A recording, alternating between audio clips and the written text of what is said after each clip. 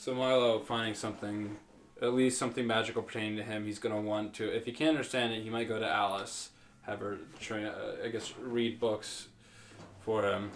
But he just wants to kind of read, at least pass the time of some sort, since he's got a day and a half to kill. Right. Yeah, and time passes kind of weirdly down here because there's no gauge of what the sunlight is like outside. Mm-hmm. It is dark. It's lit by torches, lamps actually, and you can see there's actually something. It is a sponge basically and a glass bottle that reacts to the reverberations of null steel that contracts, pushes oil up into the canister, and then ignites. Alright. I think Alice will assign each of you, including the Sentinel, a firefly, just to follow you around so you're never in the dark. He's delighted by that. Like legitimately. He spends a minute just playing around with it. And this entire time he has been fully encased in his armor. It is really well made. Each of the parts glide over each other. There's very little gap between at all times, but it is old, well-made steel. It is simple though. The rest of everything else is ornate. There are designs engraved. There's actually a lot of color in this room. There are banisters for family houses, and he's actually kind of the one thing here that bears no color. Interesting enough. But he just sort of he begins unfolding his pantry, which is full of ration. And I mean ration. There is one type of food, and it appears to be either dried meat or bread. Probably meat. Because it bears the kind of the consistency of both. It kind of tastes like both, but also a little bit like potato. You can't really nail down what it is. But it's in long strips that he either roasts or fries. Does his religion subscribe to certain eating mandates, or would it be taboo if I alchemied up some cookies? He explains that he creates the most efficient and most filling sustenance for himself. But no, he said he actually has a pantry of normal prepared food that he hasn't touched, that he breaks out and begins to help you create. He himself isn't really alchemical, you see. He's not really magical at all. But he knows how to work the instruments of the place. Sure. And yeah, he begins setting the big table for all of you. Him and Samara talk about mostly the architecture of the place and the construction of his armor, and there are a couple other things. She's a seamstress. Interesting. So her interest was immediately drawn to how his armor is constructed. It is a little weird. You can't tell where any of the joints or the fastening places are. He seems to just be covered at all times. Weird. Okay. So so they got into that, and they were talking just for a long time on how does it work? How does he put it on?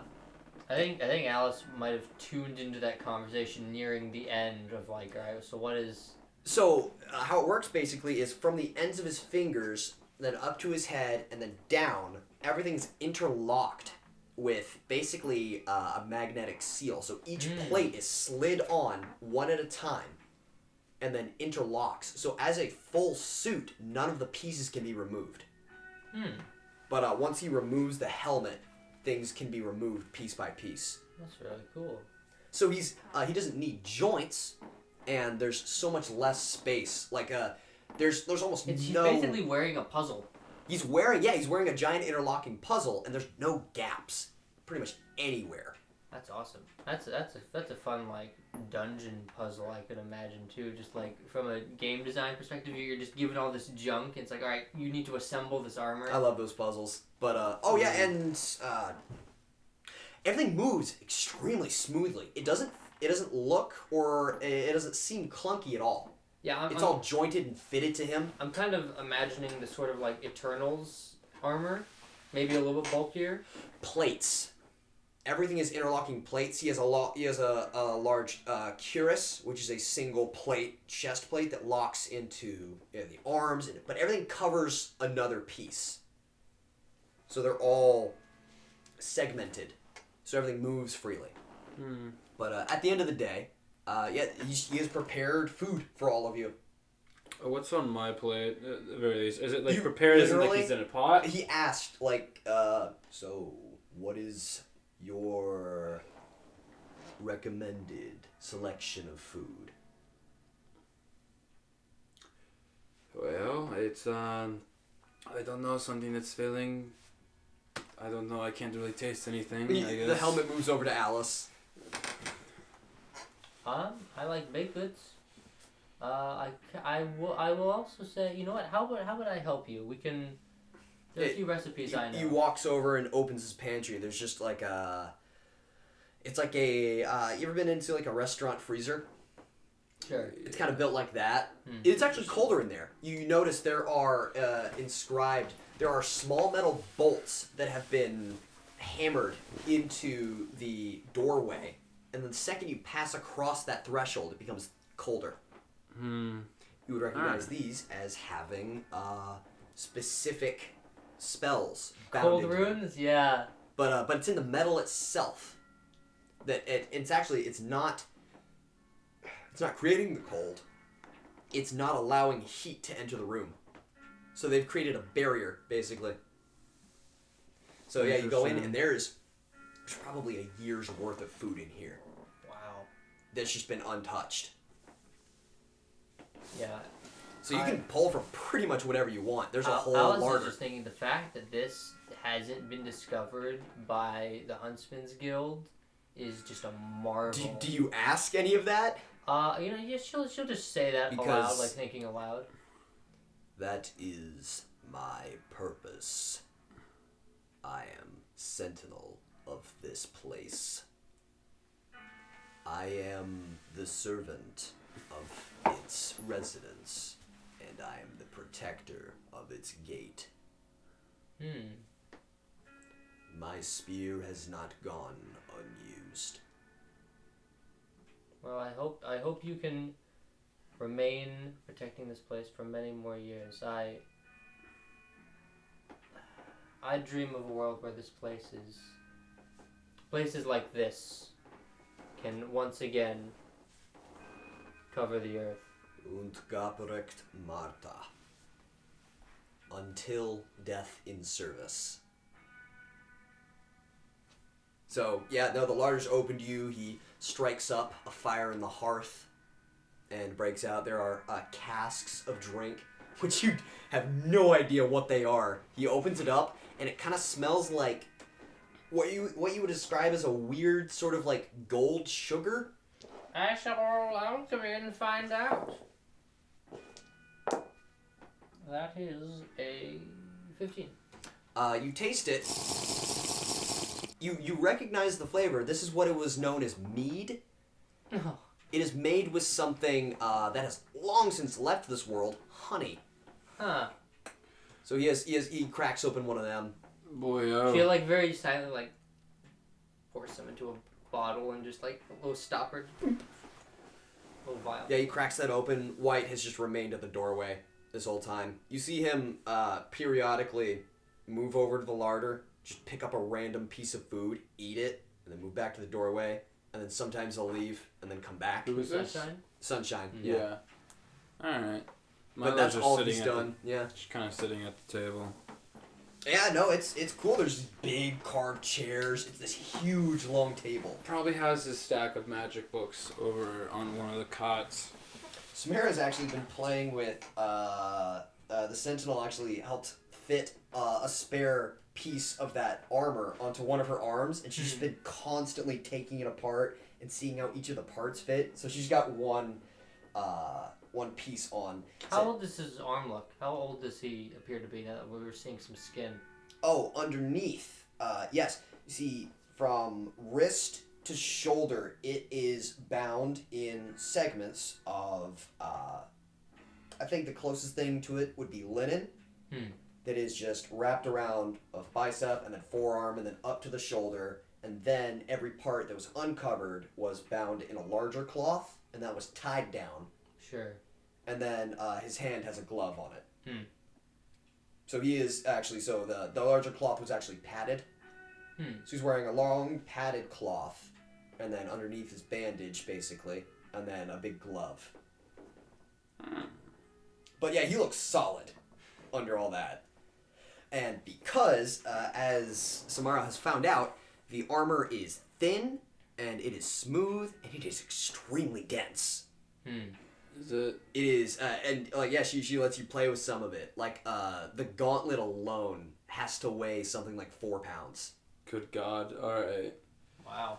And yeah, so that's, and you can assume that is why he looks extremely solid.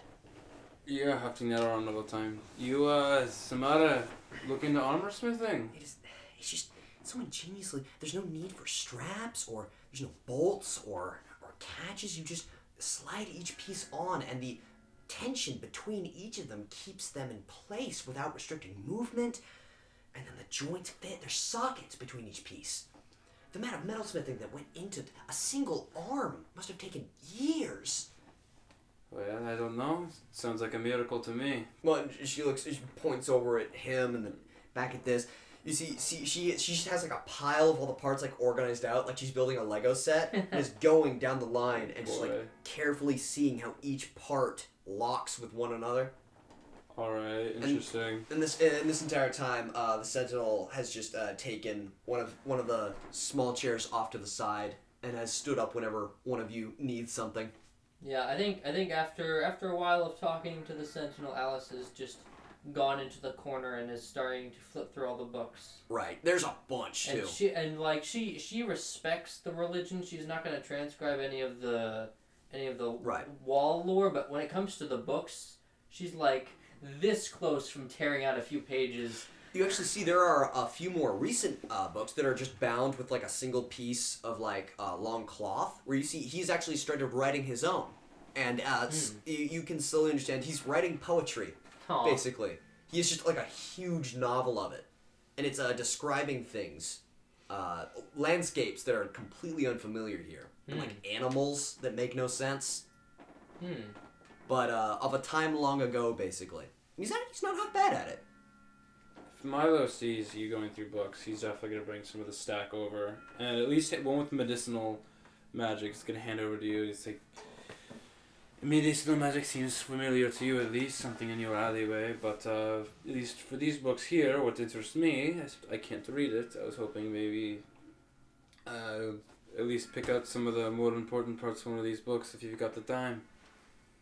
Yes, is that one glowing? It is. Picks it up. Very slightly. But it's funny because the entire thing is glowing. Like the light doesn't seem to be emanating from it. It just is glowing. Yeah, so she's just gonna give me the highlights here, because she's gonna at the very least pick up and flip through each one. If right, just memorizing as much as she can. Memorize as much as you can, and like writing down. Oh yeah. He actually supplies you. There are some transcribing tools that he gives. Like there's a stack of paper and just it's a metal tube that has fixtures for interchangeable quill heads. It's kind of like a pen, but it's like it's an ink pen basically. Yeah. He gives you that, which are for transcribing or noting down. Highlights the medical alchemy one. Organ replacements. Wow. There's a list of ingredients and a ritual that can be put together to either repair or recreate organs for transplants. And is this more just like, if on the sort of three-way triangle scale of what we've seen so far, which is Milo, mutant, elemental nonsense, demon, what even the fuck, this is Arc 3, and alchemy. Where on this is hard alchemy. This is this is so much more advanced alchemy than you have found anywhere else. They really perfected it into an art, and only alchemy though. No actual spell work. How old is this book? Does it seem? You could date this back to maybe first or maybe late first age, early second age. But it is pretty much in the first stage there was just sort of like a primal gathering of tribes, but in during the later half, which is an age would be 100 years, during the later parts of it and into the early second, there was sort of a renaissance of alchemy and craftsmanship and art. where the apostate was kind of forgotten in exchange for better art and alchemy. And you actually see there's kind of a clear divide where like books in the first age were just actually a sheet of wood and then a leather binding for the spine and then another sheet of wood. And that's what books in the first age were, with pages sewn into it. Damn. But after then, they're like, you can see more engraved, some flourishment, very elegant designs in the later years. But another highlight is, yes, the creation of null steel. Right, Where to find it. And... By the by, where do you find it? By the by, you have to dig straight down, find an old cavern. Go and to they said... layer 40.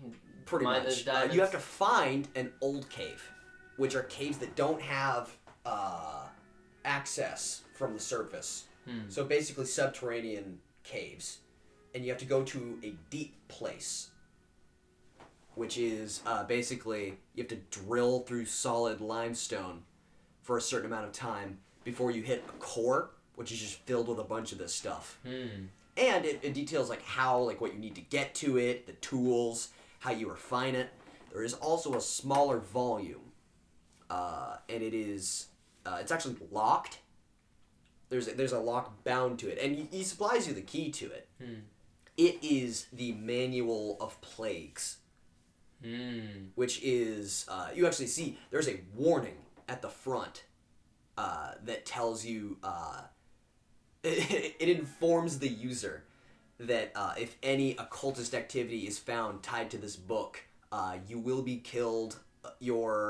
Everyone you have spoken to in the last month will be killed. This book will be burned, and you will be buried in the sea. Christ. And that's the warning in the front when you open it up. And then you turn the page. My goodness. It is the alchemical recipe for like 90 different deadly diseases.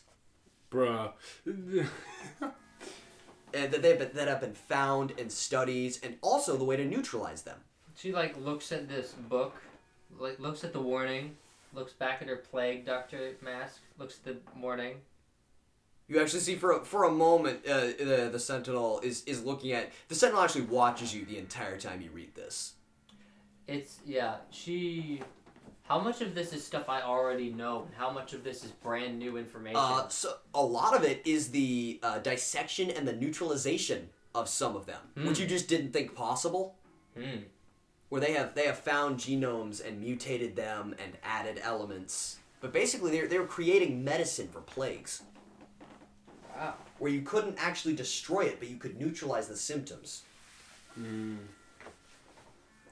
Yeah, she tries to memorize as much as she can. That book in particular. Right. And that's one that he does not allow you to transcribe. Fair enough. And afterwards he locks it again and puts it back on the shelf. Medicine, very cool, appreciate that. However, magic? Yeah, what's up with the glowing book? Well, the glowing book is what we just read, right? No, there is a glowing book, which is called... I thought the glowing book was the medicine. No, those are two different books. There's a separate glowing book, which is titled, you would be able to transcribe this, The Enrichment and the Development of the Arcane Studies. Sorry, pertaining in particular, this is written all down the front of the book, pertaining in particular to the imbuement of physical properties. Milo is going to slowly crescendo to his knees, slowly raise his arms, and just as the man with grabbing sand letting it fall through his fingers, grasp at a reality that's just before him, and then he realizes it's just her reading a book. And then you open it and go, shit, I can't read any of this. And then you hand it to Alice. Starts eating sand. You receive the book. It is a detailed description of how to harness with alchemy, like you have done with your gyroscope, the pure magical energies of the world. And there's also another very detailed and very graphic warning at the beginning. Oh, no! But that's not specifically relating to the occult, right? Yes. You're not an occultist, you'll be fine. I'm not, no. I'm just a bomb. Yeah, but it details that there are forces in the world that have always existed, and it details that they cannot be destroyed by the destroyer. They're the driving force that keeps the world alive. They are the forces of creation. There are forces of fire, and then like of heat. There are forces of heat and of motion and of gravity. There are these strong forces in the world that can be mixed together to make other things, like steam or metal or fire. So basically, would the Arcanist spirits fall under this category? And you kind of see they mention if these energies can mix on their own naturally and form stronger spirits and more directed energies that can be harnessed into machines. Fire demon Hephaestus giving us I was life. about to say, if you could concentrate enough of really anything, could you make a spirit out of it? And that's what it says. There are spirits. There are grand forces, and when they mix, they create more focused things, more focused energies. And if those energies collect enough in a single spot, they form a spirit. And those energies and those spirits can be focused into different machines. They actually detail very archaic forms of clockwork that are driven by these spirits, but mostly machines. And this is actually another warning, but this one to the user of its use. They are called grand weapons of machines that harness and cycle pure magical force, where they take all of these grand forces and these spirits of the world, and they basically drive and combine and crush them down into their purest, basest form, which you would know of. This is how you create life. These weapons take that pure energy and convert it into force. And you actually see, you flip far enough, there's a description of both the spear and shield that you see. They harness constantly these energies, and they turn them into force power, basically, is what it's described as. But it is pure, kinetic, repelling energy. And it is described as, when focused into a blade, can cut through objects as if they weren't solid. It focuses down to an infinitesimal point, this energy that separates things. Which energy is being focused here? Is it like one of the... All you described was fire, right? No, there's grand forces of heat and gravity and force. Okay. So there's these grand concepts that are focused down into, like, spirits of fire or steam. It's like... effectively there's these grand spirits of like physics concepts. Yeah, like they're forces that are combined into spirits or energies. Force, gravity, acceleration. And then it takes all of these things. It is constantly absorbing these forces and turning them, condensing them down. So these weapons that he has, and he shows you actually. He grabs his spear, and you can kind of see it hums, but at a frequency you don't hear. You feel. You feel that this object is alive now, and he sort of tips it down. He takes a piece of metal scrap. He tips it down, and with the blade of the spear, just cuts through it. Just moves the tip of the spear through the metal, and it just separates. Damn. And it's hot for a second, but immediately cools. And he shows too around the entire pole of the weapon that nothing can actually touch it. It is projecting this field around it so that nothing actually touches the weapon. He explains that the shield too has this. How can he even hold it then?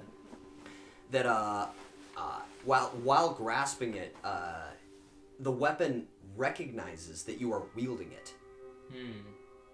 Said by design, where you grasp, it actually forms around your hand as well. The field forms into you, but only a certain way. And the shield itself, he shows that the blade doesn't even actually connect with the metal of the shield. And so the shield and spear are actually made of a very soft, well, not a soft, but a hard but light and somewhat brittle metal, so he can wield them very quickly because they're not actually required to be struck. It's like the ultimate medieval lightsaber. So basically, yes, they're very light metals that are very structurally unstable, but that are covered in a field, which renders them practically unbreakable if someone's wielding them. So these are grand relics. They aren't actually his. He doesn't own any of it. Yeah. He serves as the sentinel of this bastion, he uses these tools, basically as an extension of the bastion. But you see, there are hundreds of these recipes that detail the use and the creation of these grand weapons.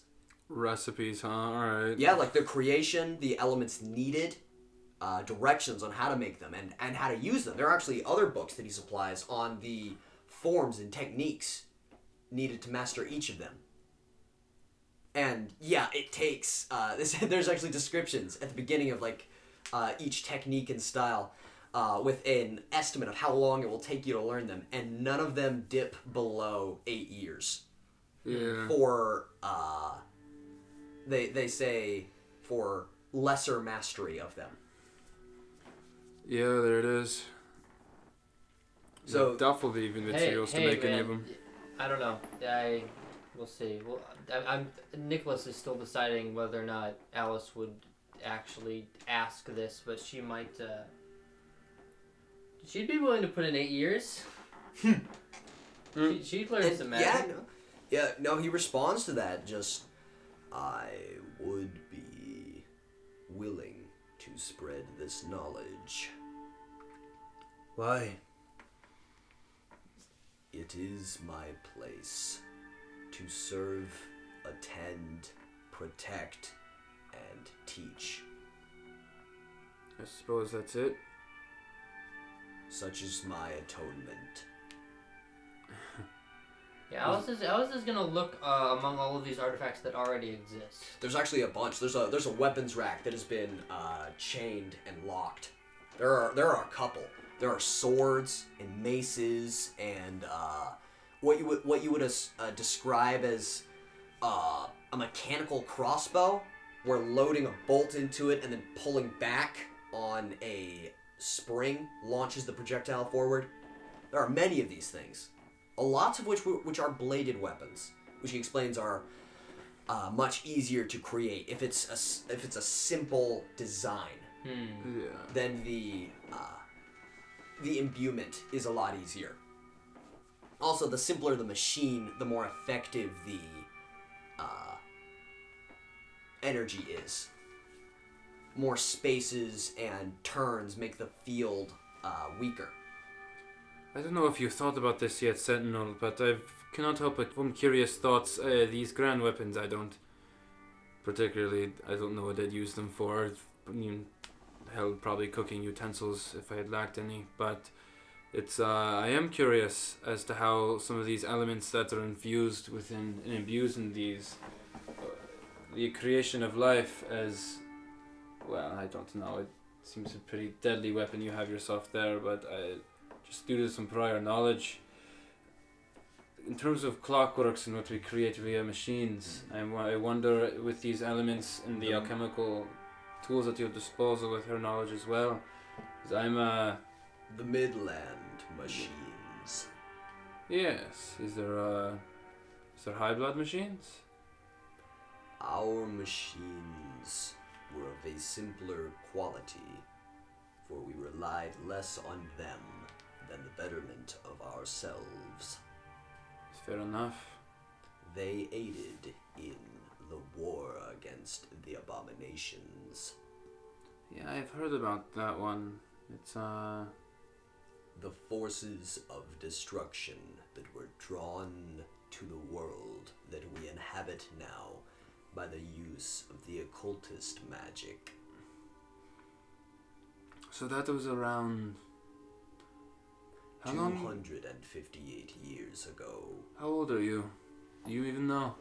See the helmet tip back for a second, and he's silent.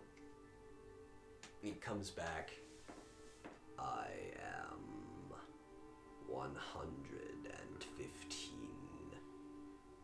I mean, Getting up there in grandpa years. Alright. So, that means there was another person before you, probably a smaller dwindling community inside this bastion here. And you see the helmet just sort of tips down for a second. I had here a collection of my allies before the destruction of the High Blood. Yeah. In the wars against the cultist nation, I was a great leader of them. I rode with my allies against them in conflict many times. I atone now for my great failure. My sin was my pride. I rode against a number that was foolish. I thought I could dispel them of my own power and command. For this mistake, my allies died, and I am now in service of penance. I serve now here to atone for this mistake until death in service. So you're here, I guess, guarding and what seems to be the dispelling at least some forms of non-lethal knowledge to just general people, right? I preserve the knowledge and the memory of my people until the day of recurrence. We are in the age of destruction. One day the recurrence shall sweep forth, and Adonis will return.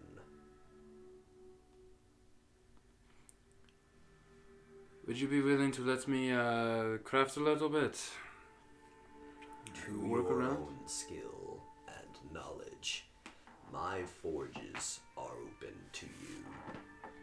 Thank you. Kind of turn away, look in the book, see if there's anything mentioning high blood machinery and clockwork. There's a little bit of it. They didn't use... Those are actually described as simple machines. Clockworks? Yes, they are simply creating a vessel and calling into it, or by creating the vessel, you invite a spirit of a certain kind to enter it, and then communicating with that spirit. That was considered simple machinery. The High Blood's machinery required the sectioning and distinct control of dozens of different spirits. You actually see there are plans for a thing that you would call an engine, but that took in oxygen and then broke it down further, condensed this oxygen, and then turned it into a combustion fuel. And then with the use of another containered spirit of combustion, turned this engine. So basically, automated alchemy? Automated, yes, auto alchemy. So it is a machine that would in itself, with the power of spirits, drive an alchemical process and turn that into raw energy of output. And they said this engine, it was called a life engine, because you could just leave it somewhere and it would consistently auto-generate. But it could also be reversed, and it could take this energy of combustion and turn it into oxygen. Is this oxygen or air? Breathing. Well, Raw. It does create raw oxygen. Yes. Okay. I don't know. But you would see this life engine is actually mounted in the corner of the room. It is what's been creating the fresh air down here, pushing it out of the tunnels. And yeah, if you go up to it, it is the parts of a clockwork, which are the most complicated, are probably the size of something like a Swiss watch at the most complicated. Those are very fine-tuned actions. You open it up and you have no idea how this thing functions. Can I try and talk to the spirit inside? There are 50 different spirits of all types. Types you haven't even felt before. Harnessed. Like, give me an example. Like what? Like, there is a spirit, well, but you don't understand it. It's speaking a new language. So I can't even play. It is a different spirit. You know, it's not, there are those speaking Forge, there's Clockwork, there's Steam Shell, and there's dozens of those, but there's new spirits inside this machine that you don't even recognize. And it does detail, though, there's a list of them.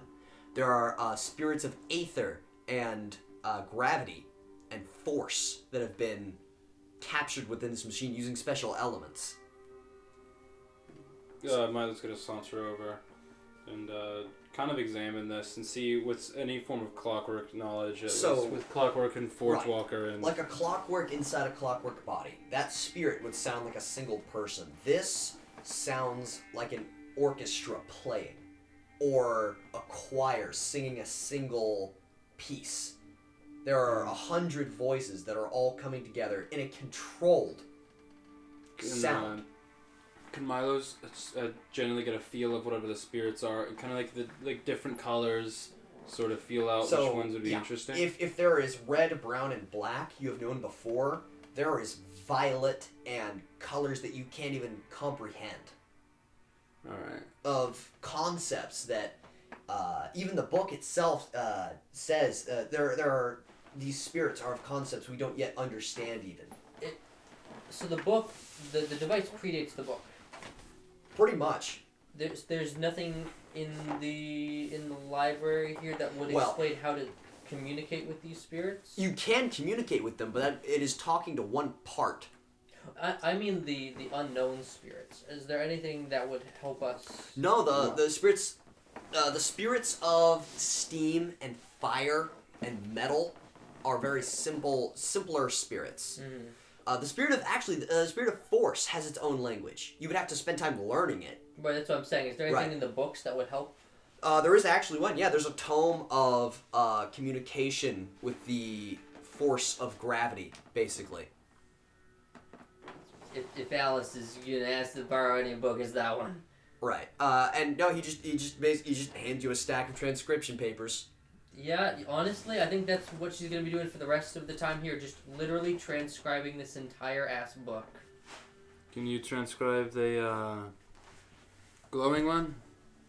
What is the glowing one again? The magic? Yeah, that's the one you're reading from right now. Oh, that's what the... Yes. I was gonna go over to the Magical 50 chorus spirits and just... The life engine, as it's described. Well... Foreign forms of life, how's it going? They don't actually respond. He's gonna speak Clockwork. They all No response. Yeah. I'm gonna say, you're speaking, and I don't know how you'd know, but, I think maybe you'd be able to feel that you're speaking the same language. They might even be able to hear you, but they are not responding. They've been given a purpose. It's like someone else is controlling them. Busy. Currently. Alright. Busy. Dreadfully busy. Alright, he's gonna leave it alone then. Busy. Yeah, and it's completing its purpose. There's a giant, grilled vent that is pumping out air. Yeah. And you see, too, there's a giant, like a titanium chamber that is channeling combustion into... So where it's taking in energy from the grand forces, turning it into pure combustion, and then channeling that combustion into oxygen. So it's doing the reverse of what fire does, basically. It's turning energy into substance, which is like the grand peak of alchemy, turning energy into matter. Can I sort of like track on to my creations, my alchemical like little... Yeah, you always know where they are. Alright. That's just all you wanted? Yeah. No, it'll come up. Is there any... Okay. Sentinel, is there any materials that you have any excess of? Something that I guess would be innately magical? I have a full workshop available. Interesting. The Cool. forges have been silent for 50 years. Interesting. Yes. So I care to come with me into the forges. I kind of have an idea in mind. No. Is that a suggestion that you do not want to accompany me, or is that a rejection if I cannot touch The them? forges are a sacred connection to the apostate. Okay. Fair enough. I myself am not worthy of operating them now. Alright. Appreciate the honesty. Just gonna head on over to the... Well, try to get as much from the glowing book as possible. Really trying to just gain information about magic and what it is. Yeah, if is it just alchemy, or is there other forms of They don't magic conduit? allow any other form of conduit. There is, they do describe... So then would talking to, mech arcanist stuff, would that fall under alchemy then? No, that's actually something that they don't ascribe to. Is directly communicating with the spirits of machines. They harness and control. They basically create a box that traps a spirit with a specific purpose in it. They harness spirits, but they don't communicate with them. They consider that to be occultist. They don't do the free range. No. And also, any time a machine gained any kind of sentience, it was destroyed. Yikes. Number one, glad PK's not here. Number two, slowly looks over at Sunshine over there, Just... Yeah. Let's keep that on the down low. He is actually, I'd say, based on your analysis of him, he's mostly organic. If you want. Yeah. He's mostly, you also feel that parts of him aren't supposed to be there. How do you mean? On a deeper analysis, you can tell some things have been implanted and basically grafted where they aren't supposed to be. It's human with robot bits, not... And mostly there isn't actually any mechanical parts. He's just been reinforced. And this is different from later models. But, the Sentinel doesn't appear to sleep. Neither does Alice. Right. So, you just spend the night talking? I think we just spend the night talking, researching, transcribing. Do you have any, interesting questions? Not now. Alright. Alice is planning on coming back to this place after the business in Griat is handled. Yeah, Samara's been reading pretty much this whole time and working. She's been interested also by the more the forging and creation side of things. But she after it's been pretty much a full day. After such, she finds a cot to continue reading on until she falls asleep. She's been kind of withdrawn this whole time. Sunshine hasn't moved. What's Milo's energy? He seems very... For all this crazy magical stuff, he doesn't seem nearly, as enthusiastic as he was. Is he just bogged down by the world at this point? Is he... Milo's, for one, wanting to steal the magical glowy book, but also knowing that, for one, he doesn't want to effectively take on one of the eldritch gods of this realm, known as Sentinel. But there's also, can't necessarily touch the forge either to even, craft a small clockwork with some alchemical materials that he finds here. There are, mechanical parts that you're allowed to play with, but no... Forging would be the creation of, materials. No, okay. Or the binding of them. Because the forge itself isn't actually driven by heat, you see. It has a magic harness above. So basically, this is something that creates and imbues things with that pure energy. He's very interested in combining...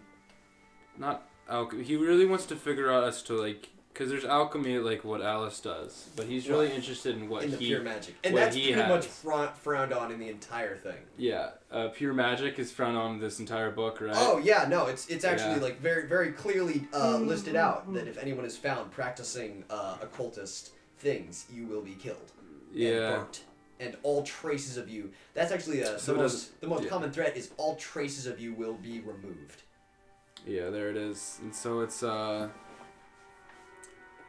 there it is. So there's nothing pertaining as to what Milo's got. No insights into how to harness it or create new, or to expound upon what it's pretty much only the intellectual workings of it. Oh, chemical processes and stuff. But like how the spirits relate to the magic, but none of the harnessing. That is extremely taboo. All right. There are some histories of magic. The doctrine is forbidden to be written down, but the history is actually readily available to you. He'll read that. Whatever Yeah. that means. No, there was a during the peak of the reign of the High Bloods, Midlanders apparently found some object, or the forbidden object, and rose up and created a giant cult army around it. And the apostles were basically called to fight them head on. Interesting. And they were just overwhelmed. Because the rest of the High Bloods, they actually decided that if the apostles wanted control of the entire country, and they basically separated themselves from the apostles and their control, and said, no, we're not fighting, it's fine. They wouldn't come up here, they don't have the numbers for it, they said. And so the apostles went south and tried to fight the cultists head on, and were just outnumbered. Alright. Because roughly 1,000 people tried to fight a country. Fair enough, yeah. They said there was the battle went on for like 6 months, but they were eventually overwhelmed, and then the cultists moved north. And what's the timeline on this? This was like... This is the before years. This is roughly... like 300 maybe? 400? No, more like 200. Actually, I have a lore book written about this. Yes, in 132. 132. That is... So what is that? That is 132 years after the Dark fell. Oh, so that's pretty... This is ancient stuff. Okay, so but working back from where we are now... Right. How many years ago is that? Roughly 400. 400. Maybe 500. Alright. Hold on. Yes. Roughly like 480 years ago. So old, but not that old. And which is, it just kind of explained, the apostles burned everything they found that had to do with the occultists. Like, everything. Mm-hmm. Down to ash. So, and then the cultists took over, and then there was one remaining apostle basically started a rebellion in the cultist-controlled north, and once again they rose up, but this time actually had the numbers and the support of the country and ran the cultists out. So now, what is the North, what is the Empire, is sort of a mixture of the Midlanders that moved up with the cultists and what remained of the non-apostate High Bloods. They just sort of mixed together and made the Empire. And the Freelanders, are those former cultists, or are those... There's no mention of them. There's no mention of anyone who lived in the South. Weird. There's only the Midlanders and the Northerners. In this book, or in general? In any book you can find. There's no mention of anyone who lived in the South. Pretty much the first mention of it is when the Empire sent miners down into the southern mountains who formed the Freelanders. It's getting late. When does Milo sleep? Probably a little frustrated, but we'll just go to bed. So basically, it's you're being told the magic you are created with is extremely taboo. Yeah. You are a sin Yeah, no, your entire being is a sin. To the apostates, yeah. And I have an apostate host that I'm sleeping in right now.